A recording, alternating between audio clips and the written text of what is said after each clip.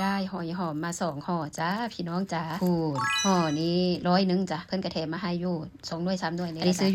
ยู่ในตลาดบ้านสนามบินมาจากบ้านนาว่าแวะสนามบินก่อนมาฮอดพลนาแก้วค่ะซื้อมา2 ห่อนะคะได้มาปุ๊บเราก็ต้องทิ้งไว้สัก2 คืนค่ะให้มั่นใจว่าเพิ่นคายขี้คายหยังจนหมดสิ้นแล้วก็ขังไว้ในกระยางกระคองก็หรือว่าในตะข่ายที่เราซื้อมาแบบนั้นเลยก็ได้ค่ะเพิ่นก็สิคายขี้ถ้ามาเลยกินบ่ได้ค่ะถึงแม่ค้าสิบอกว่าแช่แล้วขังแล้วก็อย่าไปแน่ใจอย่าไปมั่นใจค่ะเฮามาขังของเฮาเองดีกว่าจ้ะเพราะบางเทื่อตัวที่ขังแล้วก็มีที่อยู่กับแม่ค้านะแต่เพิ่นอาจสิเอาตัวที่เอามาใหม่นะมาผสมกันมาปนกันก็มีค่ะแล้วมันสิเฮ็ดให้เสียอรรถรสในการกินเลยค่ะถ้ามันมีดินอยู่ในตัวหอยเนาะก็200 ตัวนะคะอันนี้เอามาล้างนี่สักประมาณ 4-5 รอบพุ่นละค่ะจนบ่เห็นขี้เหงื่อจนบ่เห็นดินในน้ำพุ่นละค่ะจนมั่นใจว่าสะอาดเสร็จแล้วเฮาก็แช่ได้ค่ะ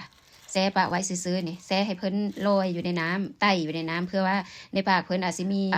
ขี้ดินขี้เหงื่อที่เพิ่นงับไว้นะพอเพิ่นมันก็สิหลุดออกมากับน้ำเนาะมันก็สิสะอาดยิ่งขึ้นค่ะพอในตูดในก้นในกระโตหอยนี่ก็คือเพิ่นคายขี้หมดแล้วสิเหลือแต่ในปากที่เพิ่นกินเข้าไปใหม่ที่ตอนเพิ่นไต่นะเฮาก็มาแช่ให้เพิ่นให้มันเหมือนแบบนี้ก็มาต้มค่ะน้ำเดือดปุดๆเทลงไปเลยค่ะน่าสิเกิน5 นาทีค่ะกะปากกะแล้วก็โตหัวเพิ่นก็สิสวดออกมาค่ะถ้าเพิ่นสวดออกมาแปลว่าสุกละตูดลุดออกละเอามาแกะได้เลยค่ะถึงที่สุดก็ตอนแกะนี่แหละค่ะเพราะว่ามันต้องจับจิ้มออกทีละตัวเนาะค่ะมี200 ตัวก็ได้จับหมด200 ตัวค่ะถ้าสมมุติเฮาเอามาแกงเฮาก็สิบ่แกงทั้งเปลือกนะคะเพราะเฮาบ่มั่นใจว่าเปลือกเพิ่นสิสะอาดส่ำใดเนาะยกเว้นต้มเพราะต้มนี่มันสิขาดอรรถรสในการกินหั่นนะคะมันต้องจิ้มจำแจ่วคักๆถ้าต้มกรณีพิเศษก็คือเฮาก็ต้องพัดปากเพิ่นโตหอยจบเจือค่ะจนมั่นใจว่าสะอาดพุ่นละค่ะต้องได้จิ้มแล้วก็จำแจ่วโอ้ยแจ่วปลาแดกใส่มะกอกคักปานหยังค่ะต้มใส่ใบมะขามอ่อนพี่น้องเอ้ยค่ะขนาดหลายๆคนเพิ่นก็อาจสิบ่กินเนาะค่ะหรือบางคนก็บ่เ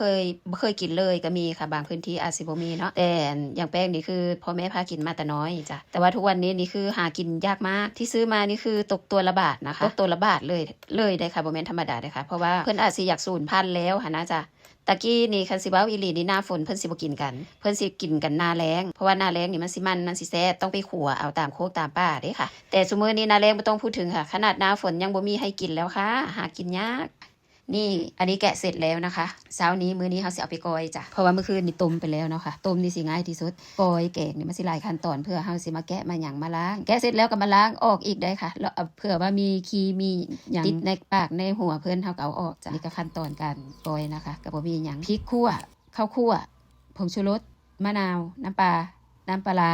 น้ำปลาแดกเนาะแล้วก็ใบพักต้นหอมผักชีมีอีเสริมแห้งคักจ้ะหรือบางเทื่อใส่ผักแพรวก็แซ่บคือกันค่ะแต่ผู้มักเนาะแป้งนี่มักผักแพรวหรือเปล่าค่ะแซ่บกีตะเก้าก็บ่เคยใส่ดอกค่ะผักแพรวใส่ก้อยใส่ลาบัดนี้มีเทื่อนึงก้อยกุ้งเต้นนี่ล่ะค่ะมันแล้วบ่มีผักอีเสริมหลายคนว่าเอาผักแพรวใส่ก็คักได้ว่าซั่นก็เลยลองเบิ่งค่ะทีนี้พอก้อยอย่างอื่นแล้วลองใส่ผักแพรวเบิ่งคักคือกันคักอีกแบบนึงกะมักไผมักมันคือว่าหั่นล่ะเนาะตะกี้นี่ผักแพรวเฮาใส่แต่ซาไก่อย่างเดียวเนาะจ้ะเสร็จแล้วก็มาจ้าแซ่บๆนำกันค่ะกินข้าวกระเทียงกันนำกินไปนำแซ่บคือเก่าจ้ะคู่ไผคู่มันเด้อ แนวกินกับมากกระถินตูมแขกมะเขือมักแตงค่ะมีเท่านั้นแซ่บค่ะมองแซ่บอยู่ที่กอยหอยเนาะค่ะเนาะมาจ้ามาแซ่บนำกันค่ะ